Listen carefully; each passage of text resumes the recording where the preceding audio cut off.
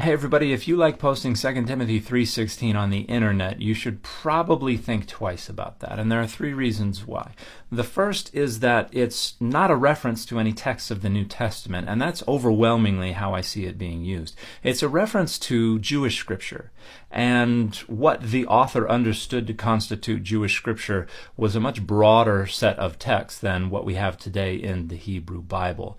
The texts of the New Testament were not yet considered scripture. The first reference of any kind we have to any text of the New Testament as Scripture comes in 2 Peter 3:16, which is a reference to the writings of Paul, and this text was probably composed in the second quarter of the 2nd century CE. Second reason is that it was not written by Paul. It's pseudepigraphic.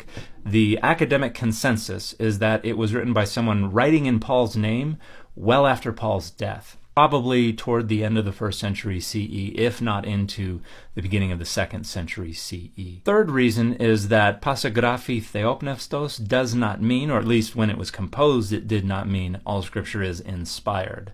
Theopneustos, God breathed, didn't come to mean that until around the time of Origen in the 3rd century CE. That reading is an innovation that comes generations after the text was actually composed. The use of the word theopneustos in early Jewish and Christian writings refers consistently to God breathed in the sense of life-giving, as in God breathed the breath of life into the first human in Genesis.